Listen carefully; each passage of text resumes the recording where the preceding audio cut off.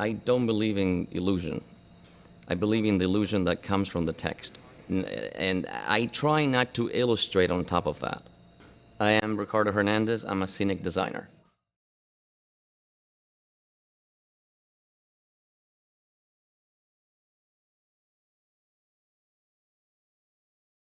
I know this sounds like a contradiction and wrong to say, but I just don't like scenery. What I like is something that has its own visual power that allows the play to happen. I try not to get on top of the play. And I don't believe in that kind of, like proppy decoration. I gravitate to something more based on the big idea and how it's implemented by the actors. I was born in Cuba, but I grew up in Argentina, in Buenos Aires. And my father was an opera singer. When I was a little kid, all I wanted to do was sing opera because I was raised in that world. Then my voice changed.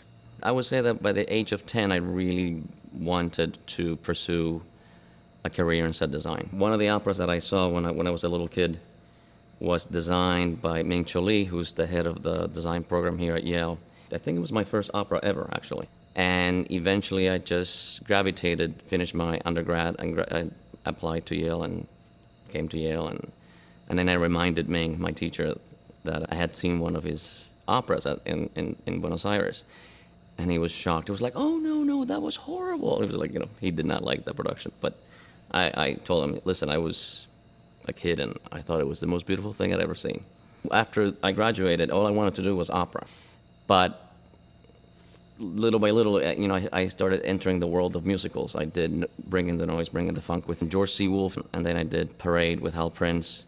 It's just how things life led to meeting all these incredible directors. So I'm very fortunate. The first meeting with the director is always about how should we do it? Why are we doing this play right now? So, little by little, you start formulating this three-dimensional world. And there comes a point in time where you have to, draw it, give it to the shop so they start building. But that process can take up to a year. And once you finalize the set design in model form, it's only the first step. Everything changes by the time you get here. Here we are at the Yale Rep, and tonight is the opening of Coltez's The Battle of Blackened Dogs. The director of this play is Robert Woodruff, and one of the things that we wanted to do with this play is to be as simple as possible in a very aggressive way, to depict a very cold, inhuman world. There was something about this play that has to do with the imposition of culture.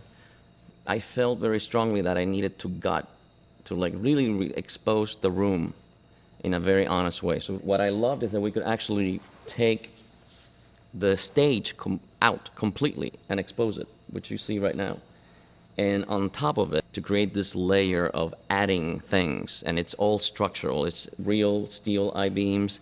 The floor is glass. So when the actors are on stage, they can actually see through this other pit to almost get the sense that there's nothing is grounded. These are lost souls in a very inhuman world. What Robert Woodruff kept talking about, which is very interesting to me, was the notion of light. Characters talking about being outside the light, inside the light. And the one thing that I knew was that it was not stage light. It had to be something else, more brutal. And little by little, we came up with this notion of it's almost like a boxing ring with this massive weapon-like cans. And that idea came from the notion of the sewers, because it's part of the play. So we inverted that idea, and they really put out a lot of light to the point that it's blinding. And it creates this alienating, uncanny world. So you see this, the smallness and the loneliness of these people in this inhuman, cold space. I'm working with a new play at the Atlantic Theatre that David Bjornsson is directing. The most important part for me is being in the tech rehearsal with the director and all the components of the team. Lighting, sound, clothing, everything.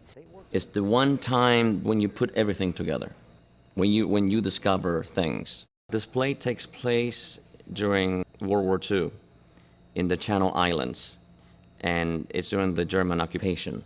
David, the director, asked that famous question, where are we? How do we present this island? He also felt that we needed to feel the compression of occupation.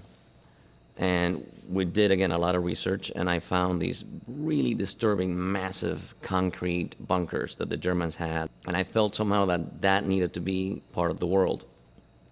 And again, in that, what we did is we basically took everything out, and it's the raw space. But we put this disjointed, massive concrete wall and this deck that's almost like a floating island that is collapsing and falling apart. And it's on a very extreme break. Everything is angled, like destroyed, like their lives have been turned upside down. And I think it's exciting because you walk into a room and the set is really not telling you much except that it becomes alive when you hear the first sound, the first words. To do justice to the text, you have to create an honest space. And sometimes it's based on architecture, materials, but mostly there's got to be some kind of idea that frames the piece. I love the anxiety that it creates. It's an unknown. It's really terrifying, and you can't preconceive anything. So I thrive that challenge. I think the day that goes, it's over. I need that mystery.